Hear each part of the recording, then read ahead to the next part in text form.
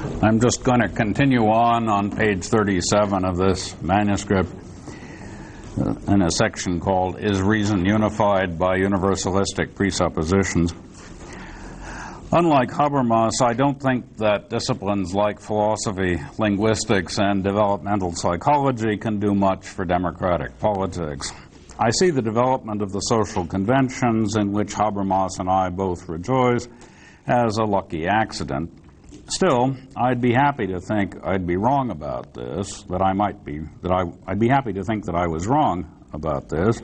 Maybe the gradual development of these conventions, that is, the gradual development of the social practices which make up the basis of liberal society, maybe the gradual development of those conventions does, as Habermas thinks, illustrate a universal pattern of philo- or ontogenetic development, a pattern captured by the rational reconstruction of competences offered by various human sciences and illustrated by the transition from traditional to modern rationalized societies. But unlike Habermas, I should be unperturbed if the offers currently made by the human sciences were withdrawn. For example, if Chomsky's universalistic ideas about communicative competence were repudiated by a connectionist revolution in artificial intelligence. I have a footnote saying that Davidson's argument in his article, A Nice Derangement of Epitaphs, against the sort of MIT language learning reconstruction of communicative competence in terms of Chomskyan fundamental grammar seems to be, this Davidsonian point that we don't really need the idea of mastering a set of grammatical rules in order to understand language learning seems to be being supported by connectionist programs in artificial intelligence. I don't know whether this is true or not. I just put it in as an example of a change in the opinion of linguists, an anti-Chomsky revolution in linguistics, which it seems to me wouldn't greatly matter to philosophers or political thinkers, but I think Habermas goes out on a limb in his attachment to Chomsky and his use of Chomsky's notion of competence as a sort of structural device for his own work. I should be unperturbed if Chomsky's ideas were repudiated, if Piaget's and Kohlberg's empirical results proved to be unduplicatable, and so on. I don't see that it matters much whether there are social patterns here. I don't much care whether democratic politics is an expression of something deep or whether it expresses nothing better than some hopes which popped from nowhere into the brains of a few remarkable people like Socrates, Christ, Jefferson, and so on, and which for unknown reasons became popular. Habermas and Oppel think that the way to create a cosmopolitan community is to study the nature of something called rationality, which all human beings share, something already present within them but insufficiently acknowledged. That's why they would be depressed if the offers made by Chomsky, Kohlberg, etc. were, in the course of time, withdrawn. But suppose we say that all that rationality amounts to, all that marks human beings off from other species of animals, is the ability to use language and thus to have sentential attitudes like beliefs and desires.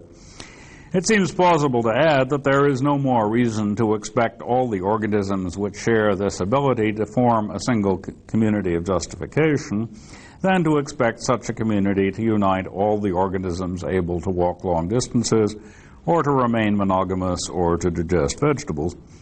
One will not expect such a single community of justification to be created by the ability to communicate if one takes the ability to use language to be, like the prehensile thumb, just one more gimmick which organisms have developed to increase their chances of survival. If we combine this Darwinian point of view with the holistic attitude toward intentionality and language use found in Wittgenstein and Davidson, we shall say that there is no language use without justification, no ability to believe without an ability to argue about what beliefs to have. But this is not to say that the ability to use language to have beliefs and desires entails a desire to justify one's belief to every language-using organism one encounters. It's not to say that any language user who comes down the road will be treated as a member of a competent audience. On the contrary, human beings usually divide up into mutually suspicious, not mutually unintelligible, communities of justification, mutually exclusive groups depending on the presence or absence of sufficient overlap in belief and desire. The principal source of conflict between human communities is the belief that I have no reason to justify my beliefs to you, and none in finding out what alternative beliefs you may have, because you are, for example, an infidel, a foreigner, a woman, a child, a slave, a pervert, or an untouchable.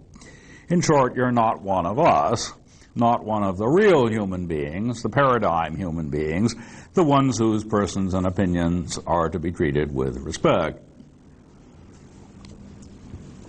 The philosophical tradition has tried to stitch exclusivist communities together by saying there's more overlap between infidels and true believers, masters and slaves, men and women, than you might have thought. For, as Aristotle said, all human beings by nature desire to know. This desire brings them together in a universal community of justification. To a pragmatist, however, this Aristotelian dictum seems thoroughly misleading. It runs together three different things: the need to make one's beliefs coherent, the need for the respect of one's peers, and curiosity. We pragmatists think that the reason people try to make their beliefs coherent is not that they love truth, but because they can't help doing so. Our minds can no more stand incoherence than our brains can stand whatever the neurochemical substrate of such coherence may be. Just as our neural networks are presumably both constrained and in part constructed by something like the algorithms used in parallel distributed processing of information by computer programmers, so our minds are constrained by the need to tie our beliefs and desires together into a reasonably perspicuous whole. That's why we can't, in James's unhappy expression, will to believe what we like regardless of what else we believe. It's why, for example, we have such a hard time keeping our religious beliefs in a separate compartment from our scientific ones, and in isolating our respect for democratic institutions from our contempt for many or most of our fellow voters. The need to make one's beliefs coherent is, for reasons familiar from Hegel, Mead, and Davidson, not separable from the need for the respect of our peers. We have as hard a time tolerating the thought that everybody but ourselves is out of step as we do the thought that we believe both P and not P. We need the respect of our peers because we cannot trust our own beliefs nor maintain our self-respect unless we're fairly sure that our conversational interlocutors agree among themselves on such propositions as, he's not crazy, he's one of us, he may have strange beliefs on some subjects, but he's basically sound, and so on. This interpenetration of the need to make one's beliefs coherent among themselves and the need to make them coherent with most of those of one's peers results from the fact that, as Wittgenstein said, to imagine a form of human life, we have to imagine agreement in judgments as well as in meanings. Davidson brings out the considerations which support Wittgenstein's insight when he says, quote, "The ultimate source of both objectivity and communication is the triangle that, by relating speaker, interpreter, and the world, determines the contents of thought and speech." You would not know what you believed, nor have any beliefs, unless your belief had a place in a network of beliefs and desires, but that network would also not exist were you and others unable to pair off features of your non-human environment with assent to your utterances by other language users, utterances caused, as are yours, by those very features. The difference between the use which Davidson and I would like to make of Hegel's and Mead's realization that ourselves are dialogical all the way down, that there is no private core on which to build, and the use which Habermas make of this point can be exhibited by looking at the sentence immediately following the one I just quoted from Davidson. Davidson continues, "Given this source," that is, given that the source of both objectivity and communication is this triangle, there is no room for a relativized concept of truth. Davidson's point is that the only sort of philosopher who would take seriously the idea that truth is relative to a context and particularly to a choice between human communities, is one who thinks that he or she can contrast being in touch with a human community with being in touch with reality. But Davidson's point about there being no language without triangulation means that this contrast can't be drawn. You can't have any language or any beliefs without being in touch with both a human community and non-human reality. There's no possibility of agreement without truth, nor of truth without agreement. Most of our beliefs must be true, Davidson says, because an ascription to a person of mostly false beliefs would mean either that we had mistranslated the person's marks and noises, or that she didn't, in fact, have any beliefs, was not, in fact, speaking a language. Most of our beliefs must be justified in the eyes of our peers for a similar reason. If they were not justified, if our peers could not attribute to us a largely coherent web of beliefs and desires, they would have to conclude that they had either misunderstood us, they would have to conclude either that they had misunderstood us or that we did not speak their language. Coherence, truth, and community go together, not because truth is to be defined in terms of coherence rather than correspondence, in terms of social practice rather than in terms of coping with non-human forces, but simply because to ascribe a belief is automatically to ascribe a place in a largely coherent set of mostly true beliefs. But to say that there's no contact via belief and desire with reality, no truth without community, is as yet to say nothing about what sort of community is in question. A radically exclusivist community made up of only the priests or the nobles or the males or the whites is quite as good as any other sort of community for Davidsonian purposes. This is the difference between what Davidson thinks you can get out of reflection on the nature of discourse and what Oppel and Habermas think you can get out of it.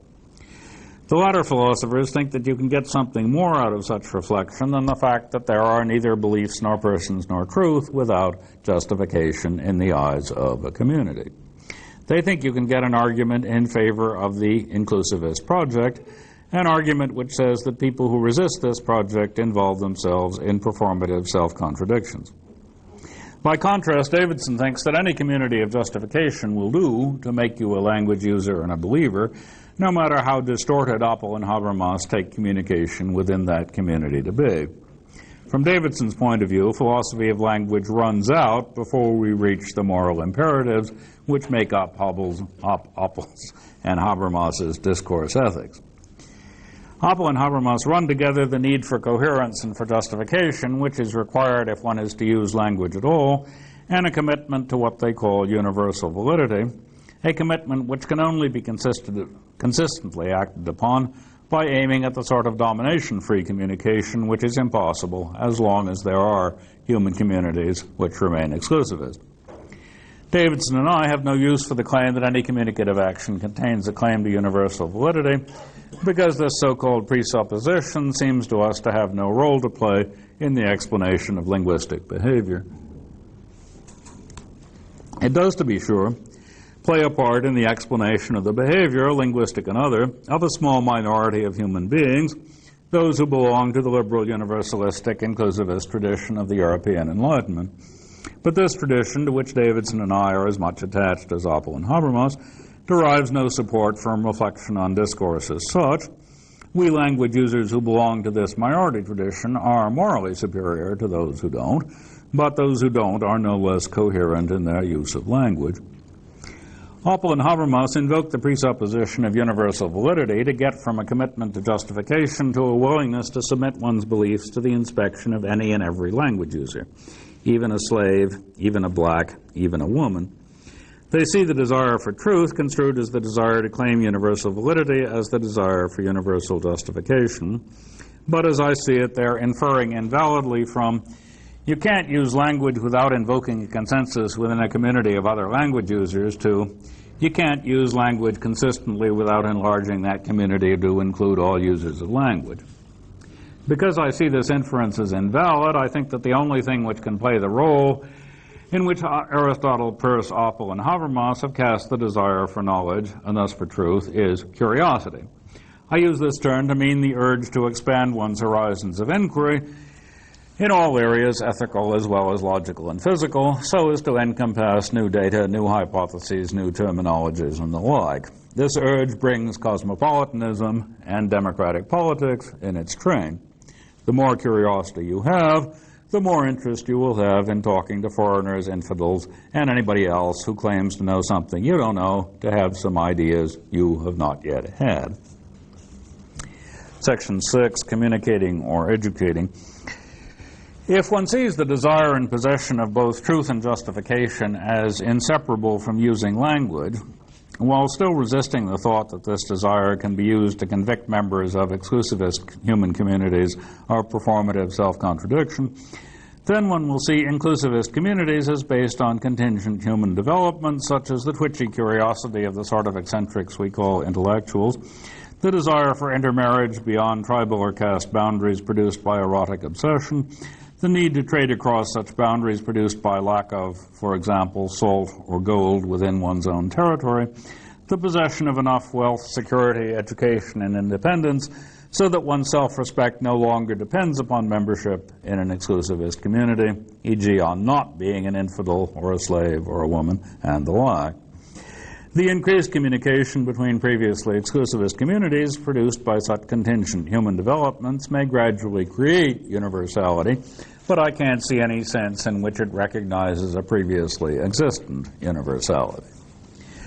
Philosophers like Habermas, who worry about the anti-Enlightenment overtones of the views they call contextualist, think that since justification is an obviously context-relative notion, one justifies to a given audience, and the same justification won't work for all audiences, it endangers the ideal of human fraternity. Habermas regards contextualism as only the flip side of logocentrism. He sees contextualists as negative metaphysicians infatuated by diversity, and says that, quote, the metaphysical priority of unity above plurality and the contextualist priority of plurality above unity are secret accomplices. The idea is that postmoderns in the tradition of Nietzsche, including me, for these purposes, are plurality freaks in the same way that the Western metaphysical tradition condemned by Heidegger and Derrida were unity freaks, whereas Habermas is neither a unity freak nor a plurality freak, but just right. I agree with Habermas that it's as pointless to prize diversity as to prize unity, but I disagree with him that we can use the pragmatics of communication to do the job which metaphysicians hope to achieve by appealing to the Platonian one or to the transcendental structure of self-consciousness. My reasons for disagreement are those offered by Walzer, McCarthy, Ben Habib, Velmer, and others, reasons nicely summed up in an article by Michael Kelly that I cite in the footnote. Habermas argues for the thesis that, quote, the unity of reason only remains perceptible in the plurality of its voices, as the possibility and principle of passing from one language to another, a passage that, no matter how occasional, is still comprehensible. This possibility of mutual understanding, which is now guaranteed only procedurally and is realized only transitorily, forms the background for the existing diversity of those who encounter one another even when they fail to understand one another. I agree with Habermas against Lyotard, Foucault, and others that there are no incommensurable languages, that any language can be learned by one who is able to use any other language, that Davidson is right in denouncing the very idea of a conceptual scheme. But I disagree with him about the relevance of this point to the utility of the ideas of universal validity and objective truth. Habermas says that, quote, what the speaker here and now in a given context asserts as valid transcends, according to the sense of his claim, all context-dependent, merely local standards of validity. As I said before, I can't see what transcends means here.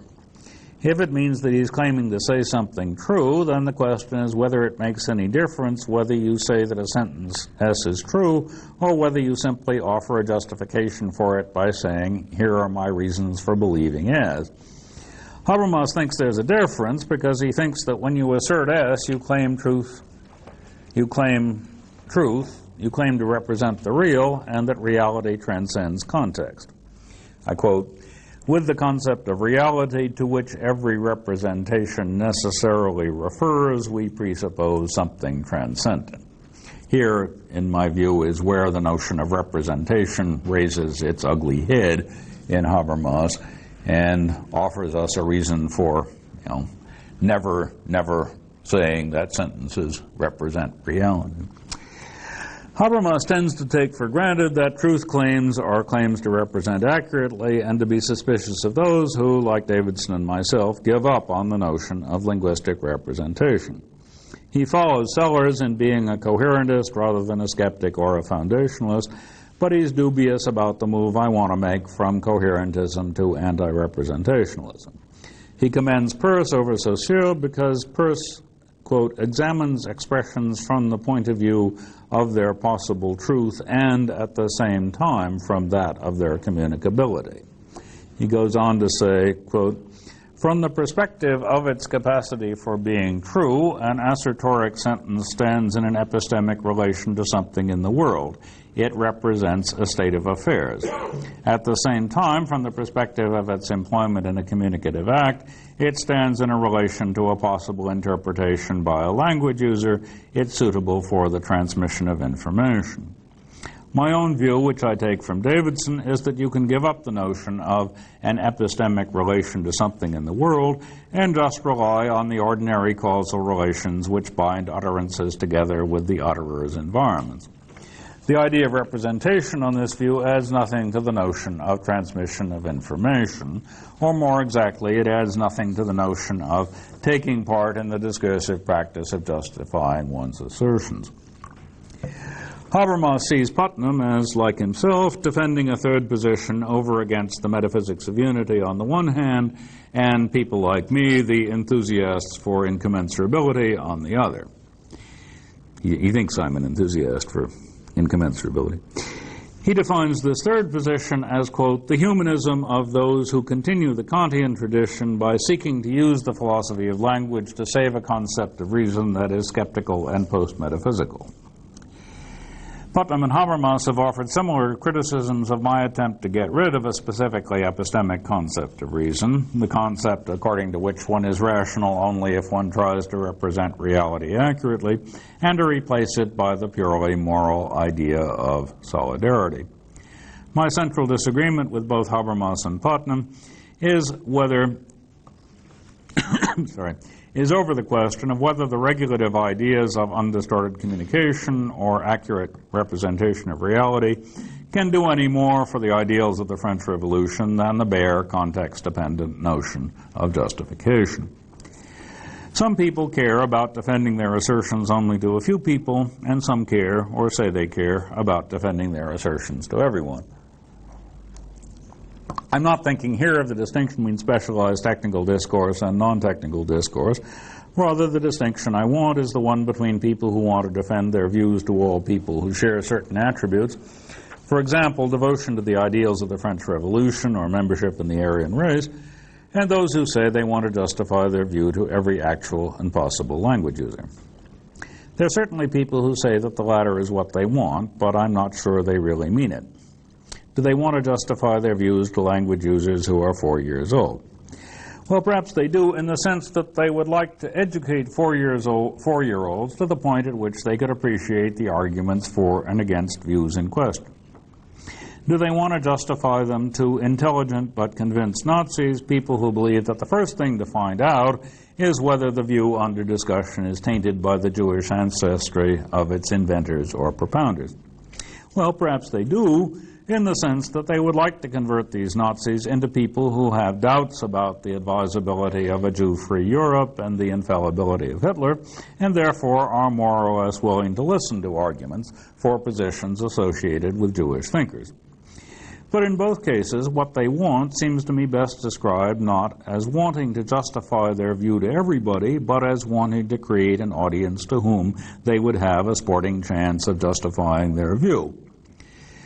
Let me use the distinction between arguing with people and educating people to abbreviate the distinction I've just drawn. The distinction between proceeding on the assumption that people will follow your arguments and knowing that they cannot, but hoping to alter them so that they can. If all education were a matter of argument, this distinction would collapse. But unless one broadens the term argument beyond recognition, a lot of education is not. In particular, a lot of it is simple appeal to sentiment. The distinction between such appeal and argument is fuzzy, but I take it nobody would say that making an unregenerate Nazi watch films of the opening of the concentration camps or making her read the diary of Anne Frank counts as arguing with her. People interested in democratic politics both cherish the ideal of human fraternity and cherish the idea of the universal availability of education. When asked about the education we have in mind, we often say that it is education in critical thinking, in the ability to talk over the pros and cons of any view. We oppose critical thinking to ideology and say that we oppose ideological education of the sort which the Nazis inflicted on German youth.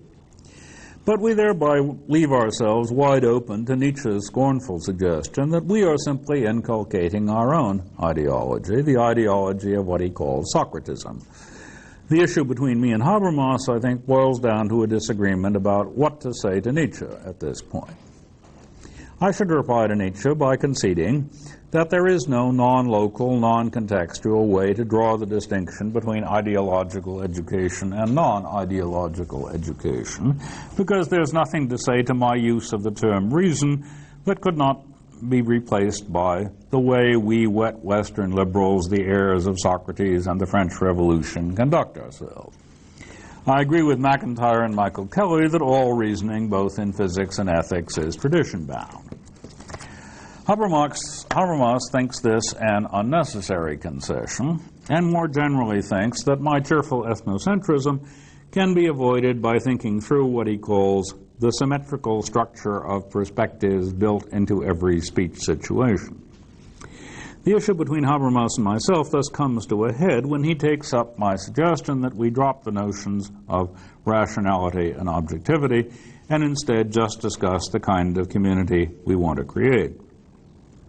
He paraphrases this suggestion by saying that I want to treat the aspiration for objectivity as, quote, simply the desire for as much intersubjective agreement as possible, namely the desire to expand the referent of for us to the greatest possible extent. Habermas then paraphrases one of Putnam's objections to me by asking, quote, can we explain the possibility of the critique and self-critique of established practices of justification if we do not take the idea of the expansion of our interpreted horizon seriously as an idea, and if we do not connect this idea with the intersubjectivity of an agreement that allows precisely for the distinction between what is current for us and what is current for them. Habermas enlarges on this point by saying, quote, the merging of interpretive horizons does not signify an assimilation to us. Rather, it must mean a convergence steered through learning of our perspective and their perspective, no matter whether they or we or both sides have to reformulate established practices of justification to a greater or lesser extent. For learning itself belongs neither to us or to them. Both sides are caught up on it in the same way. Even in the most difficult processes of reaching understanding, all parties appeal to the common reference point of a possible consensus, even if this reference point is projected in each case from within their own contexts. For although they may be interpreted in various ways and applied according to different criteria, concepts like truth, rationality, or justification play the same grammatical role in every linguistic community. End of quote. The nub of the argument is, I think, a disagreement about how much help for democratic politics can be gotten out of what Habermas here calls grammar. As I said earlier, I think that all we can get out of the grammar of the words true and rational is the same as what we get out of a rather thin idea of justification. This thin idea is the one we get when we answer the question, Where does the line come between causing people to adjust their behavior by persuasion, by working on their beliefs and desires, and doing so by other means? Unlike Foucault and some others, I think it's both possible and important to draw a line here. I don't think it helpful to extend the term violence as widely as Foucault extended it. Whatever we're doing when we make Nazis look at pictures of concentration camp survivors, it isn't violence any more than it was violence to educate the Hitler Youth to believe that Jews were worthless vermin. The inevitable fuzziness of the line between persuasion and violence causes problems, however, when we come to the question of education. We're reluctant to say that the Nazis used persuasion on the Hitler Youth, since we have two criteria of persuasion. One is simply using words rather than blows or other forms of physical pressure. One can imagine, with a bit of distortion of history, that in this sense only persuasion was employed on the Hitler Youth.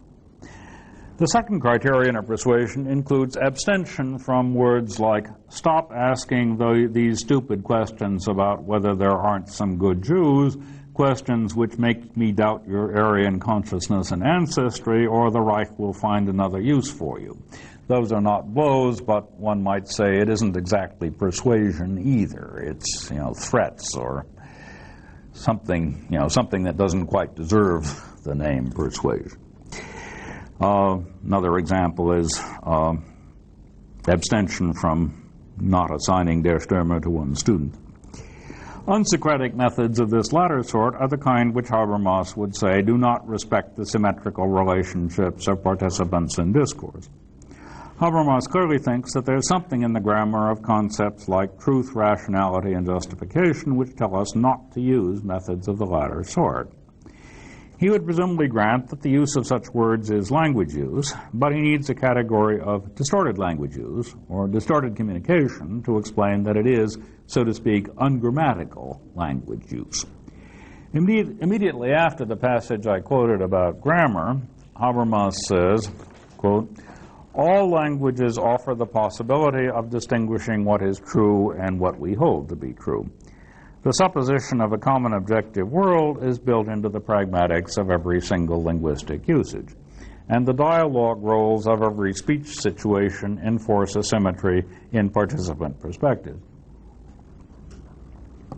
A bit later he says, quote, from the possibility of reaching understanding linguistically, we can read off a concept of situated reason that is given voice in validity claims that are both context-dependent and transcendent. He then approvingly quotes Putnam as saying, reason is in this sense both immanent, not to be found outside of concrete language games and institutions, and transcendent, i.e. a regulative idea that we use to criticize the conduct of all activities and institutions. It seems to me that the regulative ideal that we wet liberals, we heirs of the Enlightenment, we Socratists, most frequently use to criticize the conduct of various conversational partners is the concept of needing education in order to outgrow their primitive fears, hatreds, and superstitions. This is the concept the victorious Allied armies used when they set about re-educating the citizens of occupied Germany and Japan. It's also the one which was used by American school teachers who had read Dewey and were concerned to get students to think scientifically and rationally about such matters as the origin of the species and sexual behavior. That is, to get the students to read Darwin and Freud without disgust or incredulity. It is a concept which I, like most Americans who teach humanities or social science in colleges and universities, use when we hope that the students who enter as bigoted religious fundamentalists will leave college with views more like our own. What's the relation of this idea to the regulative idea of reason, which Putnam believes to be transcendent and which Habermas believes to be discoverable within the grammar of concepts, ineliminable from our description of the making of assertions? The answer to that question depends upon how much the re-education of Nazis and fundamentalists has to do with merging interpretive horizons and how much with replacing such horizons. The fundamentalist parents of my fundamentalist students think that the entire liberal establishment is engaged in a conspiracy. Had they read Habermas, these people would say that the typical communication situation in American college classrooms, or at least my classroom, is no more Herrschaftsfrei, no more domination-free than that in the Hitler Youth camps. These parents have a point. Their point is that we liberal teachers no more feel in a symmetrical communication situation when we talk with our fundamentalist students than do kindergarten teachers with their students. In both college classrooms and kindergartens, it is equally difficult for the teachers to feel that what is going on is what Habermas calls a convergence steered through learning of our perspective and their perspective, no matter whether they or we or both sides have to reformulate established practices of justification to a greater or lesser extent. When we American college teachers encounter religious fundamentalists, we do not consider the possibility of reformulating our own practices of justification so as to give more authority to the weight of the Christian Scripture, more weight to the authority of the Christian Scriptures. Instead, we do our best to convince these persons of the benefits of secularization. We assign, for example, first-person accounts of growing up homosexual to our homophobic students for the same reasons that German school teachers in the post-war period assigned the Diary of Anne Frank. Putnam and Habermas can rejoin that we teachers do our best to be Socratic, to get our job of re-education, secularization, and liberalization done by conversational exchange. That's true up to a point, but what about assigning books like Black Boy, The Diary of Anne Frank, and A Boy's Life? The racist or fundamentalist parents of our students say that in a truly democratic society, the student should not be forced to read books by such people. Black people, Jewish people, homosexual people, and so on. They'll protest that these books are being jammed down their children's throats. I can't see how to reply to this charge without saying something like, there are credentials for admission to our democratic society, credentials which we liberals have been making steadily more stringent by doing our best to excommunicate racists, male chauvinists, homophobes, and so on. You have to be educated in order to be a citizen of our society, a participant in our conversation, someone with whom we can envisage merging our horizons. So we're going to go right on, trying to discredit you in the eyes of your children, trying to strip your fundamentalist religious community of dignity, trying to make your views seem silly rather than discussable. We are not so inclusivist as to tolerate intolerance such as yours.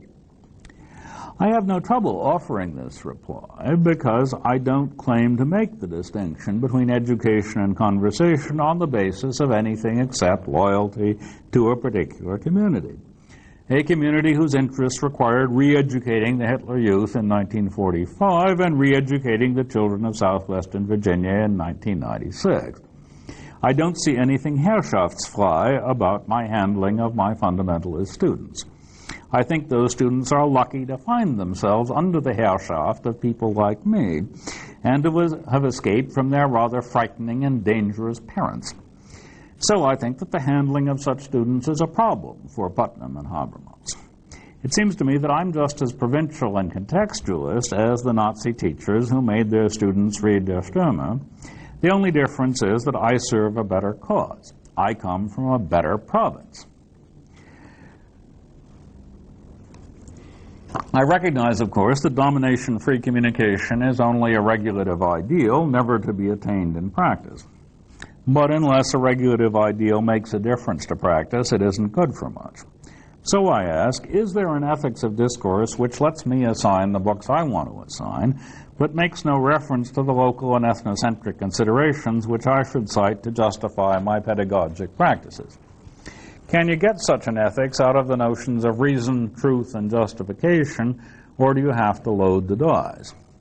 Can I invoke universalistic notions in defense of my action as well as local ones? Like McIntyre, Ben Habib, Kelly, and others, I think that you have to smuggle some provinciality into your universals before they do you any good.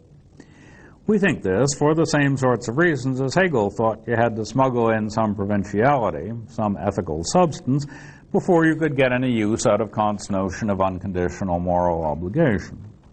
In particular, you have to smuggle in some rule like, No putative contribution to a conversation can be rejected simply because it comes from somebody who has some attribute which can vary independently of his or her opinions, an attribute like being Jewish or black or homosexual.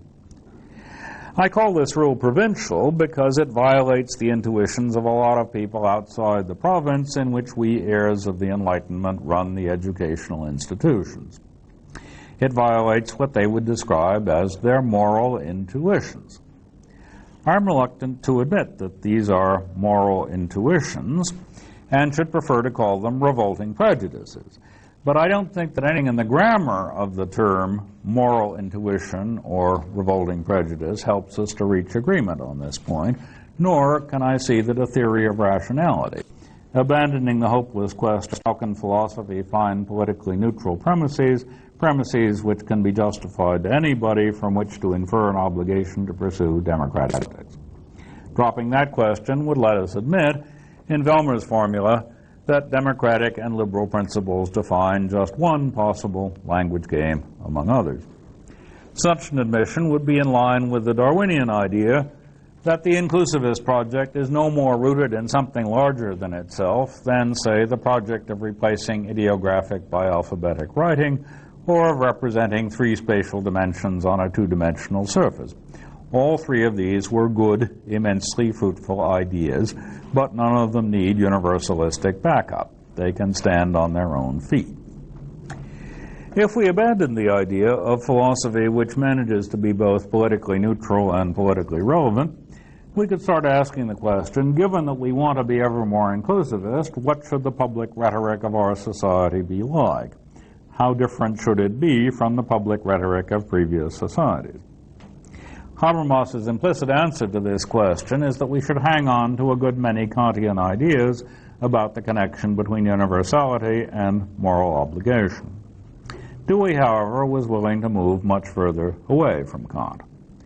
Though he would have heartily agreed with Habermas that Aristotle's political vocabulary was unable to capture the spirit of democratic politics, he did not like the distinction between morality and prudence, which Habermas thinks essential, and on this point he would have thought Aristotle preferable. Dewey thought that the Kantian notion of unconditional obligation, like the notion of unconditionality itself, and of universality insofar as that idea is implicitly accompanied by that of unconditional necessity, could not survive Darwin. Whereas Habermas thinks that we need what he calls the reconstructive sciences designed to grasp universal competences in order to break out of what he calls the hermeneutic circle in which the Geisteswissenschaften as well as the interpretive social sciences are trapped, Dewey did not feel trapped. This was because he saw no need to resolve a tension between facticity and validity. He saw that tension as a philosopher's fiction, as a result of separating out two parts of a situation for no good, that is to say, no practical reason, and then complaining that they can't be put back together again. For him, all obligations were situational and conditional. This refusal to be unconditional led Dewey to be charged with relativism. If relativism just means failure to find a use for the notion of context-independent validity, then the charge was entirely justified. But no roads lead from this failure to an inability to engage in democratic politics unless one thinks that such politics require us to deny that, in Velmer's formula, democratic and liberal principles define just one possible language game among others. The question about universality is for Dewey just the question of whether democratic politics can start from an affirmation rather than a denial of that claim. I don't think we can get much further in debating that question by talking about either modernity or reason. The question of whether Hegel should have stuck to the topic of reason by developing a theory of communicative reason, or should instead have dropped the topic and simply politicized philosophy, is not going to be settled by looking more closely at the grammar of words like true, rational, and argument. I'm referring here to a passage in Habermas's Philosophical Discourse of Modernity where he says, Hegel had this great opportunity. If he had gone on to become, let us say, Brandom, and developed a theory of communicative reason, he would have had it made, but because he was stuck with the philosophy of consciousness, he missed the chance, and we had to wait for another 150 years before Habermas and Brandom came along with a theory of communicative reason. Neither is the question of whether philosophers like Annette Beyer are right in suggesting that we set Kant aside and go back to Hume's attempt to describe reason in terms of conditioned sentiment rather than unconditional obligation. That is, whether Beyer is right in her view of Kant isn't to be settled by thinking harder about what we mean by true rational argument. But although we don't, if I'm right, need a theory of rationality, we do need a narrative of maturation. As I see it, the deepest disagreement between Habermas and myself is about whether the distinction between the unconditional and the conditional in general, and the distinction between morality and prudence in particular, is a mark of maturity or a transitional stage on the way to maturity. One of the many points on which Dewey agreed with Nietzsche was that it was the latter. Dewey thought that the desire for universality, unconditionality, and necessity was undesirable because it led one away from the practical problems of democratic politics into a never-never land of theory. Kant and Habermas think it's a desirable desire, one which one shares only when one reaches the highest level of moral development. In this paper, I've tried to show how things look when one puts democratic politics in the context of Dewey's narrative of maturation. I can't offer anything remotely approaching a knockdown argument based on commonly accepted premises for this narrative. The best I could do by way of further defense of my view would be to tell a fuller story encompassing more topics in order to show how post-Nietzschean European philosophy looks from a Deweyan angle rather than a universalistic one. This is something I've tried to do in bits and pieces in various articles. I think that narratives are a perfectly fair means of persuasion, and that Habermas's book, The Philosophical Discourse of Modernity, and Dewey's The Quest for Certainty, like, for example, Kant's What is Enlightenment, and Hegel's lectures on the philosophy of history, are both admirable illustrations of the power of narratives of maturation. My reasons for preferring Dewey's to Habermas's narrative are not that I think Dewey got truth and rationality right and that Habermas gets them wrong. I think that there's nothing to be gotten right or wrong here. At this level of abstraction, concepts like truth, rationality, and maturity are up for grabs.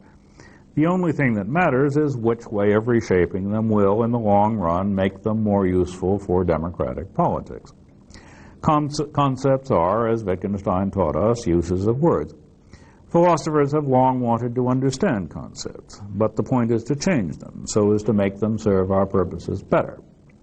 Habermas's, Oppel's, Putnam's, and Velmer's linguistification of Kantian concepts is one suggestion about how to make these Kantian concepts more useful.